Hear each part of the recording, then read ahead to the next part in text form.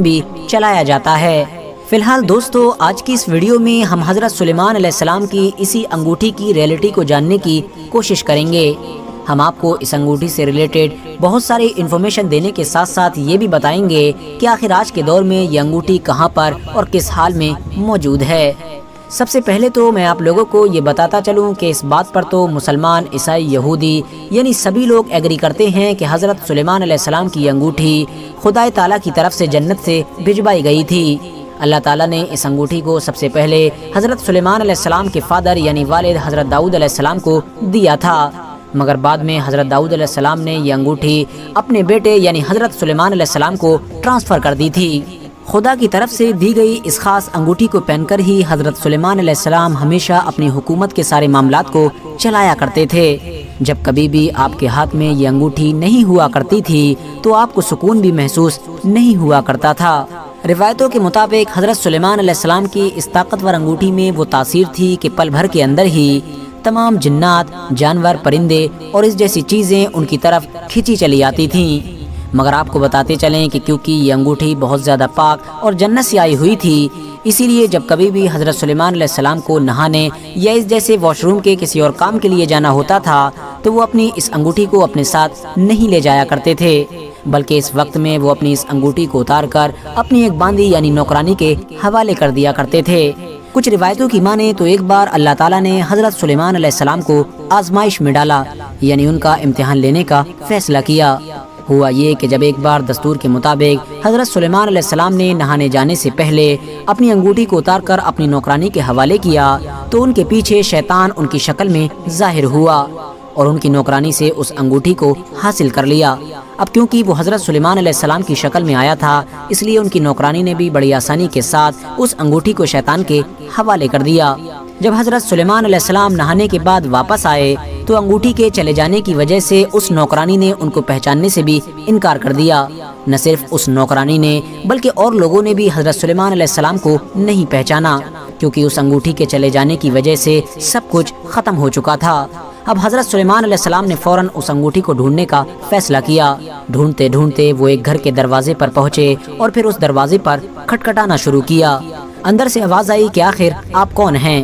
حضرت سلیمان علیہ السلام نے جواب دیا کہ میں وہ ہوں کہ جس کی دعوت کرنا تمہارے اوپر فرض ہے۔ اندر سے جواب آیا کہ کیونکہ ابھی میرا شوہر میرے گھر پر نہیں ہے، اس لیے کسی بھی غیر محرم انسان کو میں اندر آنے کی اجازت نہیں دے سکتی ہوں۔ بہتر ہوگا کہ آپ ہمارے گھر کے پیچھے موجود ہمارے باغ میں آرام کریں۔ حضرت سلیمان علیہ السلام نے اس عورت کے بتائے ہوئے باغ میں جا کر آرام کرنا شروع کر دیا۔ آرام کرتے کرتے اچانک سے حضرت سلیمان علیہ السلام کو نیند بھی آ گئی۔ تبھی اچانک سے وہاں پر ایک سانپ نکلا کہ جس نے سوتے ہوئے حضرت سلیمان علیہ السلام کے چاروں طرف چکر لگانا شروع کر دیا، یعنی وہ حضرت سلیمان علیہ السلام کا پہرا دینے لگا۔ اتنی دیر میں اس عورت کے شوہر کا بھی وہاں سے گزر ہوا۔ جیسے ہی اس نے یہ دیکھا کہ ایک سانپ ایک عام انسان کا پہرا دے رہا ہے تو وہ یہ دیکھ کر حیران رہ گیا۔ اندر جا کر اس نے اپنی بیوی سے پوچھا کہ آخر ہمارے باغ میں آرام کرنے والا یہ انسان کون ہے، جس کے جواب میں اس کی بیوی نے پورا قصہ سنا دیا۔ اس کے بعد وہ آدمی نہ صرف فوراً حضرت سلیمان علیہ السلام کے پاس پہنچا بلکہ اس نے حضرت سلیمان علیہ السلام سے یہ درخواست بھی کی کہ وہ اس کی بیٹی کے ساتھ نکاح کر لیں۔ حضرت سلیمان علیہ السلام نے نہ صرف اس کی بیٹی سے نکاح کیا بلکہ ساتھ ہی ساتھ اسی جگہ پر ہی 3 سے 4 دن اور رکنے کا بھی فیصلہ کیا۔ دوسری طرف شیطان نے حضرت سلیمان علیہ السلام کی انگوٹھی کو حاصل کرنے کے بعد ان کی شکل میں آ کر ان کی حکومت کی گدی پر بیٹھ کر راج کرنا شروع کر دیا تھا، مگر محل میں رہنے والے لوگوں کو بہت جلد ہی اس بات پر شک ہونے لگا تھا کہ یہ حکومت کرنے والا انسان سلیمان ہو ہی نہیں سکتا ہے، کیونکہ جس طرح کی حرکتیں شیطان کی طرف سے کی جا رہی تھیں اس طرح کا کوئی بھی کام حضرت سلیمان علیہ السلام کی طرف سے کیا ہی نہیں جا سکتا تھا۔ بس اسی وجہ سے فوراً ان لوگوں نے ایک بار جب شیطان تخت پر بیٹھا ہوا تھا تو اس کو چاروں طرف سے گھیر کے توریت پڑھنا شروع کر دی۔ توریت کو سنتے ہی شیطان وہاں پر بالکل بھی نہ ٹک سکا اور فوراً بھاگ نکلا۔ بدقسمتی سے شیطان جب اس انگوٹھی کو لے کر بھاگا تو اس نے یہ انگوٹھی راستہ میں موجود ایک دریا میں گرا دی، مگر قدرت کا کرشمہ دیکھیے کہ دوسری طرف جب حضرت سلیمان علیہ السلام بھی اسی راستے سے گزر رہے تھے تو انہوں نے دیکھا کہ اس دریا کے پاس بہت سارے لوگ مچھلیوں کا شکار کر رہے ہیں۔ انہوں نے بھوک کی وجہ سے کچھ لوگوں سے مچھلیاں مانگی اور مچھلیاں مانگتے وقت انہوں نے لوگوں کو یہ بھی بتایا کہ میں کوئی عام انسان نہیں بلکہ سلیمان ہوں، مگر ظاہر ہے انگوٹھی چلے جانے کے بعد کوئی بھی انسان ان کو نہیں پہچان پا رہا تھا۔ وہاں موجود لوگوں نے جب یہ سنا کہ ایک عام انسان اپنے آپ کو حضرت سلیمان بتا رہا ہے تو انہوں نے غصے میں آ کر ان کو پیٹنا شروع کر دیا، جس کے بعد حضرت سلیمان علیہ السلام بہت زیادہ زخمی ہو گئے۔ حضرت سلیمان علیہ السلام نے آگے جا کر دریا کے کنارے پر ہی اپنے زخموں کو دھونا شروع کر دیا۔ وہاں سے گزر رہے کچھ راہگیروں کی نظر جب حضرت سلیمان علیہ السلام پر پڑی تو ان کو ان کے اوپر ترس آ گیا۔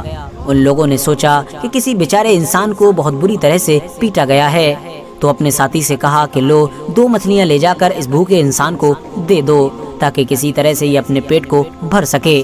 حضرت سلیمان علیہ السلام کو جیسے ہی 2 مچھلیاں ملی وہ اپنے زخموں کا درد بھول گئے اور فوراً بھوک کی وجہ سے ان مچھلیوں کا پیٹ چاک کرنے کے لیے بیٹھ گئے تاکہ کسی طرح سے ان کو بھون کر کھایا جا سکے۔ مگر جیسے ہی انہوں نے مچھلی کا پیٹ چیرا فوراً اس کے اندر سے وہ انگوٹھی برآمد ہوئی کہ جس انگوٹھی کو وہ بڑی محنت کے ساتھ ڈھونڈ رہے تھے۔ یہ دیکھتے ہی حضرت سلیمان علیہ السلام کی خوشی کی انتہا نہ رہی۔ انہوں نے فوراً اپنے رب کا شکر ادا کیا اور اپنی انگوٹھی کو اپنے ہاتھ میں پہن لیا۔ انگوٹھی ہاتھ میں آتے ہی حضرت سلیمان علیہ السلام کی زندگی بالکل پہلے کی طرح نارمل ہو گئی۔ پرندوں نے ان کے اوپر سایہ کرنا شروع کر دیا، لوگوں نے فوراً ان کو پہچاننا شروع کر دیا۔ نہ صرف پہچاننا شروع کر دیا بلکہ تمام لوگ آپ سے معافی بھی مانگنے لگے۔ مگر حضرت سلیمان علیہ السلام نے کہا کہ یہ سب کچھ اللہ تعالیٰ کی طرف سے تھا، کیونکہ اللہ تعالیٰ میرا امتحان لینا چاہتا تھا۔ اس کے بعد فوراً حضرت سلیمان علیہ السلام اپنی سلطنت کی گدی پر پہنچے اور آرڈر دیا کہ اس شیطان کو جہاں بھی ہو فوراً قید کیا جائے۔ ان کے آرڈر پر فوراً شیطان کو قید کیا گیا اور ایک صندوق میں بند کر کے کسی سمندر کے بیچوں بیچ میں پھینکوا دیا گیا۔ دوستو، جیسا کہ میں نے آپ کو پہلے بھی بتایا کہ اس بات پر تو ہر کوئی ایگری کرتا ہے کہ حضرت سلیمان علیہ السلام کے پاس ایک طاقتور انگوٹھی ہوا کرتی تھی، مگر اس انگوٹھی سے جڑی ہوئی جو اس طرح کی بہت ساری ایتہاسک کہانیاں ہیں، ان پر کوئی انسان یقین کرتا ہے تو کوئی ان کو من گڑنت کہانیاں بتاتا ہے۔ فی الحال سچائی کیا ہے یہ تو ہم میں سے کوئی بھی انسان صحیح طور پر نہیں جانتا ہے، مگر ہاں اس بات میں کوئی شک نہیں ہے کہ یہودی دھرم میں آج بھی اس انگوٹھی کو بہت زیادہ اہمیت دی جاتی ہے۔ یہی وجہ ہے کہ آج کے دور میں بھی آپ لوگ اسرائیل کے جھنڈے پر اس نشان کو دیکھ سکتے ہیں کہ جو حضرت سلیمان علیہ السلام کی انگوٹھی میں ہوا کرتا تھا۔ اس کے علاوہ یہ دعویٰ بھی کیا جاتا ہے کہ یہودی لوگ آج بھی حضرت سلیمان علیہ السلام کی اس انگوٹھی کو بڑی تیزی کے ساتھ ڈھونڈنے کی کوشش کر رہے ہیں، کیونکہ حضرت سلیمان علیہ السلام کی وفات کے بعد یہ انگوٹھی کہاں غائب ہو گئی تھی اس بارے میں تمام ایتہاسک کتابیں پوری طرح سے خاموش ہیں، یعنی کوئی بھی انسان یہ نہیں جانتا ہے کہ آخر وہ انگوٹھی کہاں چلی گئی تھی۔ دوستو، آپ کو یہ بھی بتاتے چلیں کہ کچھ اسلامک روایتوں کے مطابق حضرت سلیمان علیہ السلام کی اس انگوٹھی پر آخری پیغمبر یعنی حضرت محمد صلی اللہ تعالی علیہ وسلم کا نام لکھا ہوا تھا۔ اس کے علاوہ مسلمانوں کا یہ بھی ماننا ہے کہ حضرت سلیمان علیہ السلام کی یہ طاقتور انگوٹھی قیامت کے وقت ایک بار پھر سے ہماری پوری دنیا کے سامنے ضرور ظاہر ہوگی، نہ صرف ظاہر ہوگی بلکہ ایک اہم کردار بھی ادا کرے گی۔ فی الحال دوستو، آج کی اپنی ویڈیو کو ہم یہیں پر ختم کرتے ہیں۔ آپ لوگ اس انگوٹھی کے بارے میں کیا جانتے تھے؟